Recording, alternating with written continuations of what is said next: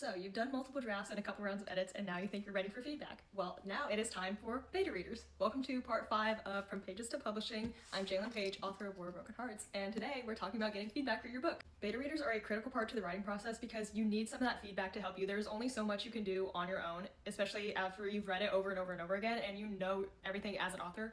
It's not the same as someone reading it for the very first time, and it is important to get used to that kind of feedback and criticism because you're going to face it a lot when you become a published author and actually get reviews. So why not get used to it right now? The most difficult problem people face with getting beta readers is getting beta readers. How do you go about finding someone? How do you make an agreement that these people aren't going to steal your work or spoil it to the public or anything like that? Well, it's a lot of trust, honestly, and you can make a Yule form or something for people to sign and say, hey, this is my work, you are not sharing it with anyone, you're not feeding it to AI, you're not spoiling it to the public, you're not copying my work, something like that.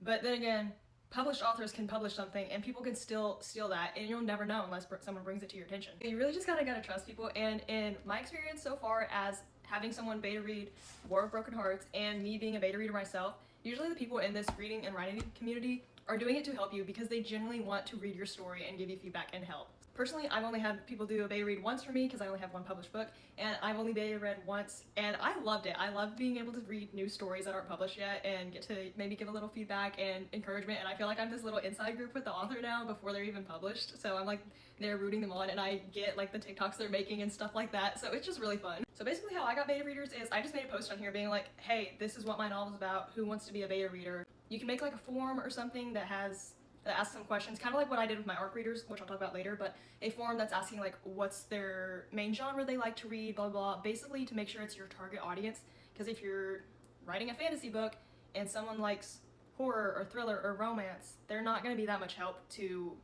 work on your book with you. You gotta be really open to feedback and criticism, and don't worry about everyone's individual opinions. Try to collectively find things they agree on as a group. What I did is I sent my document out separately so that there was no bias, there was no persuasion or anything between readers reading other comments.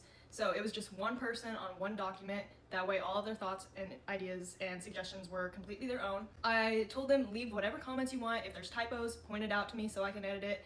If there's whatever, just comment whatever the hell you want. And then I also gave them a feedback form that has a bunch of questions on here that will help with my story, and I'll show you that to you. So here's a little overview of the document I sent out to my beta readers. I just gave a little introduction in the beginning telling them about how this process works and the deadline they need to be done by and anything else that is important that they might need to know. And then I have a bunch of different questions that are separated into different sections depending on what part of the book I'm working on. So talking about the intro, the plot, the characters. Feel free to use these questions if you want. I just kind of curated my own form based on different things I found on the internet and did some research of what are good questions to ask beta readers. World building, dialogue, and then I have a bunch of different other stuff that also correlates to things like maybe marketing that I could use, like the target audience would enjoy this book, comp titles, words you'd use to describe the novel, tropes, everything like that. And then I left a little space down here, so if they have anything else to share, just comment it. That's kind of what my beta reading process looked like. And like I said, I did not take everyone's individual opinion into account because there's some things people would mention and I'm just like, oh, maybe that's the way it's supposed to be in this scene.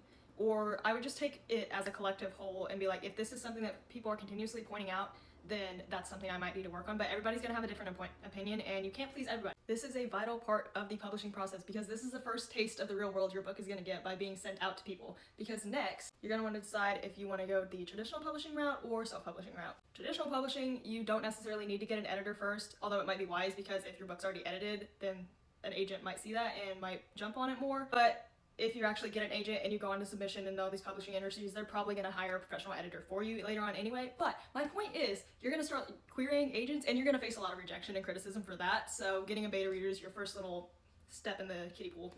Whereas if you go self-publishing route and you want to hire a professional editor like I did, because I don't know anything about editing and I wanted my first book to be edited good, I hired a professional editor and you're going to face more criticism for that because they know what they're doing and how to edit a book. Next part of this little video series is going to be the pros and cons of traditional publishing versus self-publishing, and I tried traditional publishing, succeeded self-publishing because I realized it was just better for me that way, but I do know a little bit about both of them, so I will share my knowledge.